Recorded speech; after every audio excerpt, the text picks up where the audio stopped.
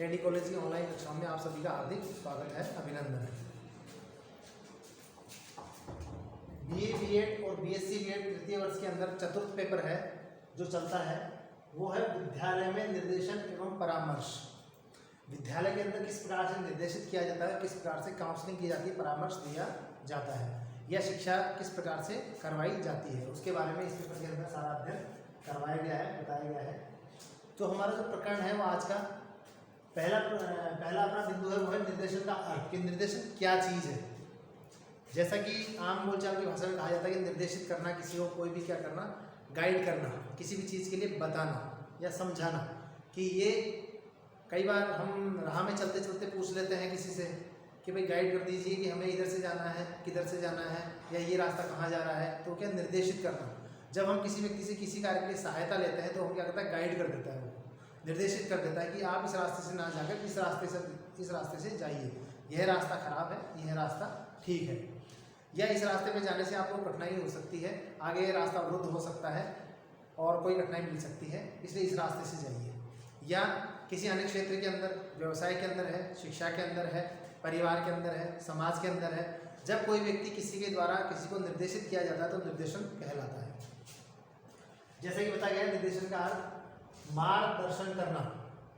किसी का मार्गदर्शन करने से मतलब यह है, जो व्यक्ति, कोई भी बालक है, कोई भी मनुष्य है, किसी मार्ग पर चल रहा है, कोई शिक्षा के मार्ग पर चल रहा है, कोई परिवार को चलाने के लिए पारिवारिक मार्ग पर चल रहा है, कोई व्यवसाय के क्षेत्र में व्यावसायिक मार्ग पर चल रहा है, कोई अन्य गतिविधि के अंदर किसी मार्ग पर चल रहा है, तो जिस मार्ग पर उसका मार्गदर्शन किया जाए या पथ प्रदर्शन किया जाए, उसको रास्ता दिखाया जाए, वह क्या कहलाता है, निर्देशन कहलाता है। आगे है, किसी व्यक्ति को उसके गुणों, रुचियों, क्षमताओं आदि से परिचित करवाकर उसे उपयुक्त सुझाव देना आदि बतलाए जाते हैं, ये निर्देशन कहलाते हैं। अब इसके अंदर जो हमारा जो पूरा पाठ्यक्रम है, जो पूरा पेपर है, उसके अंदर क्या है, निर्देशन एवं परामर्श दोनों चीज जोड़ी हुई है। इसके अंदर यह है निर्देशन के अंदर कि अगर आप कोई कार्य कर रहे हैं तो उसके अंदर जब आपको निर्देशित किया जाता है तो उसके अंदर उन सब चीज़ों को भी ध्यान में रखा जाता है कि आपकी रुचियाँ कौन सी है, आपके गुण कौन कौन से हैं, आपकी क्षमताएं कौन कौन सी है, उनके आधार पर ही आपको क्या किया जाता है, निर्देशित किया जाता है। निर्देशित करने से मतलब यह है कि आपको उस रास्ते पर चलना सिखाया जाता है कि यह रास्ता ठीक है, आप किस मार्ग पर चलेंगे, आपको मैथमेटिक्स लेनी चाहिए, आपको बायोलॉजी लेनी चाहिए, आपको आर्ट्स लेनी चाहिए या आपको कॉमर्स लेनी चाहिए। प्रत्येक बालक को अलग अलग दिशा में, अलग अलग गुणों के आधार पर, अलग अलग रुचियों के आधार पर, अलग अलग क्षमताओं के आधार पर उनका निर्धारण किया जाता है, और निर्धारण करने के बाद में उन बालकों को निर्देशित किया जाता है, यही निर्देशन कहलाता है। निर्देशन एक ऐसी प्रक्रिया है जो जन्म से लेकर मृत्यु पर्यंत तक चलती रहती है। जब व्यक्ति किसी रास्ते पर चलते चलते व्यक्ति को आभास होता है कि मुझे इस कार्य में सफलता नहीं मिल रही है, मैं इस कार्य को कैसे करूं, तो वह किसी न किसी व्यक्ति से गाइडेंस लेता है, निर्देशन लेता है कि मैं ये कार्य कैसे करूं। और जब व्यक्ति निर्देशन लेता है, कार्य करता है, तो वह निर्देशन कहलाता है या गाइडेंस कहलाता है। तो हमारा जो पाठ्यक्रम है वो यही है। हमारे यहाँ जो बात की जा रही है वो विद्यालय के अंदर की जा रही है कि विद्यालय के अंदर निर्देशन और परामर्श किस प्रकार से करवाया जाता है। हालांकि इसके अंदर जब वर्गीकरण किया गया, इसकी आवश्यकता बताई गई है, तो बहुत सारे टॉपिक ब्रेवर के अनुसार इन्होंने 10 बिंदुओं के अंदर उनका आवश्यकता के आधार पर वर्गीकरण किया है कि किस प्रकार से उनको आवश्यकता होती है या किन किन क्षेत्रों के अंदर आवश्यकता है। तो निर्देशन की आवश्यकता ब्रेवर के अनुसार उन्होंने पुस्तक लिखी है, शिक्षा ही निर्देशन है। शिक्षा ही निर्देशन है, अर्थात जो शिक्षा है वो क्या है, निर्देशन है।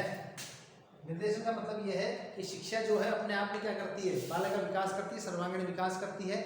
बालक के माध्यम, शिक्षा के माध्यम से बालक का शारीरिक, मानसिक, बौद्धिक, व्यावसायिक और अन्य संवेगात्मक सभी प्रकार का क्या हो जाता है, निर्देशन हो जाता है या मार्गदर्शन हो जाता है। इसलिए शिक्षा को क्या कहा गया है कि शिक्षा ही निर्देशन है। शिक्षा अपने आप में क्या है, निर्देशन है। शिक्षा अपने आप में पूर्ण है, क्योंकि शिक्षा के द्वारा ही प्रत्येक व्यक्ति, प्रत्येक मानव या समाज क्या करता है, उस ऊंचाई पर पहुंचता है जहां व्यक्ति को पहुंचना चाहिए, क्योंकि शिक्षा के द्वारा ही व्यक्ति सर्वगुण संपन्न हो सकता है।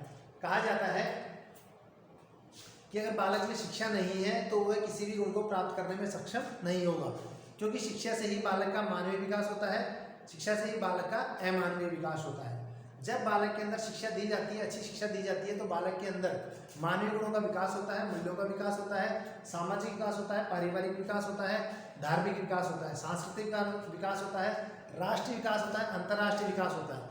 ये बहुत सारे जो विकास है वो कैसे होते हैं, जब बालक को शिक्षा प्राप्त होती है। अगर बालक को शिक्षा प्राप्त ना हो, अगर बालक को सही निर्देशित ना किया जाए, अगर बालक को सही शिक्षा नहीं दी जाए, तो बालक सही क्षेत्र में आगे न बढ़कर किसी गलत क्षेत्र में आगे बढ़ सकता है, जिससे समाज को हानि हो सकती है। इसलिए हर क्षेत्र के अंदर बालक का निर्देशन आवश्यक है। अब निर्देशन की आवश्यकता के बारे में यहाँ 10 बिंदु बताए गए हैं। ब्रेवर ने बताया है कि पहला कि शैक्षिक कार्यों के लिए निर्देशन। जब बालक जन्म लेता है, प्रथम निर्देशन उसकी माता के द्वारा परिवार में किया जाता है। बालक को पढ़ना रहना सिखाया जाता है, खाना सिखाया जाता है, पढ़ना सिखाया जाता है। घर की जो पाठशाला होती है उसके अंदर बालक को रहना सिखाया जाता है कि इस तरह से रहो, इस तरह से बैठो, इस तरह से चलो। वो भी क्या है, एक निर्देशन, वो पारिवारिक निर्देशन हो गया। उसके अंदर बालक को सही प्रकार से कार्य करना सिखाया जाता है, उसे निर्देशित किया जाता है कि अगर आप ऐसा करेंगे तो आपको क्या होगा, सुविधा होगी, अगर ऐसा नहीं करेंगे तो असुविधा होगी। इसलिए प्रथम जो निर्देशन होता है वो परिवार के द्वारा शुरू होता है। अब जो पहला हमारा पॉइंट है वो है शैक्षिक कार्यों के लिए निर्देशन। जब बालक विद्यालय के अंदर प्रवेश करता है, विद्यालय में जाने लगता है, तो गुरुजनों के द्वारा, शिक्षकों के द्वारा बालकों को शिक्षा के क्षेत्र में, शिक्षा के कार्यों के लिए निर्देशित किया जाता है कि आप जो शिक्षा ले रहे हैं उनसे क्या क्या लाभ होगा, या उसको आप किस प्रकार से अपने जीवन में उतार सकेंगे, या भावी जीवन के लिए इस शिक्षा को तैयार, इस शिक्षा से अपने भावी जीवन को तैयार कर सकेंगे। तो शैक्षिक कार्य के लिए जब निर्देशित किया जाता है या बालक को सही दिशा मिल जाती है, तो बालक सही दिशा में गति कर जाता है और बालक का सही विकास हो जाता है। लेकिन अगर शिक्षा के क्षेत्र में बालक का सही निर्देशन नहीं किया गया है, सही बालक को मार्गदर्शन नहीं किया गया है, बालक का सही पथ प्रदर्शन नहीं किया गया है, तो बालक शिक्षा के क्षेत्र में आगे न बढ़कर और अपने जीवन को सही ऊंचाइयों पर न पहुंचाकर गलत रास्ते पर ले जा सकता है। इसलिए बालक को शिक्षा के क्षेत्र में शैक्षिक कार्य के लिए निर्देशित करना आवश्यक है। दूसरा है व्यावसायिक निर्देशन के लिए। जब बालक जैसे जैसे बड़ा होने लगता है या मनुष्य कोई भी व्यवसाय करता है, तो उसके लिए क्या होता है, निर्देशन की आवश्यकता होती है। कहा जाता है प्रत्येक कार्य करने के लिए कोई ना कोई गुरु बनाना पड़ता है, या हर क्षेत्र के अंदर एक छोटा सा कार्य करने के लिए जब हम किसी निर्देशित प्राप्त करते हैं तो उसको हम गुरु की संज्ञा दे सकते हैं। क्यों? क्योंकि हमें जो ज्ञान देता है या अनौपचारिक रूप से जो हमें शिक्षा देता है वो भी एक गुरु कहलाता है। औपचारिक और अनौपचारिक शिक्षा के अंदर यही फर्क होता है कि औपचारिक शिक्षा विद्यालय में जाकर लेते हैं और अनौपचारिक शिक्षा हम कहीं भी ले सकते हैं। किसी ने हमें वैसे ही गाइड कर दिया तो वो क्या है, वो भी गुरु की श्रेणी में आता है और वो निर्देशन कहलाता है। अब व्यवसायिक निर्देशन की बात है तो उसके अंदर ऐसा होता है, आप जब किसी व्यवसाय को चुनना चाहते हैं तो उसके लिए बहुत सारी संस्थाएं बनी हुई है। या विद्यालय के अंदर हम जब क्या करते हैं, विद्यालय में रहते हैं और जब हम पढ़ाई पूर्ण करने की ओर अग्रसर बढ़ते रहते हैं तो हम गुरुजनों से व्यवसायिक निर्देशन के बारे में चर्चा करते हैं। या पाठ्यक्रम के अंदर भी व्यवसायिक निर्देशन का पाठ्यक्रम रहता है, जिसके माध्यम से बालक को बताया जाता है कि आपने अगर ये इस प्रकार की शिक्षा प्राप्त की है तो आपको इस रास्ते पर जाना चाहिए। अगर शिक्षा के क्षेत्र में बताई हुई रास्ते में बालक चलता है और अगर उस क्षेत्र में सही दिशा में चलता रहता है तो बालक को सही व्यवसाय चुनने में सुविधा होती है और बालक का सही निर्देशन हो जाता है। इस प्रकार जब व्यवसाय, कोई भी व्यवसाय करता है व्यक्ति, तो उसे हर क्षेत्र के अंदर, व्यवसाय के अंदर छोटी बड़ी कमियों को दूर करने के लिए एक निर्देशन की आवश्यकता होती है, जो व्यवसायिक निर्देशन के नाम से जाना जाता है। अगला है धार्मिक कार्यों के लिए निर्देशन। जब हम धर्म संबंधी कोई भी कार्य करते हैं, हमारी धार्मिक आस्थाओं से जुड़ी हुई चीज़ों से संबंधित हम कोई भी कार्य करते हैं तो वो धार्मिक निर्देशन कहलाता है। जब हम मंदिरों में जाते हैं, घर में रहते हैं, परिवार में रहते हैं, तो बहुत सारे कार्यों के द्वारा परिवार द्वारा बताया जाता है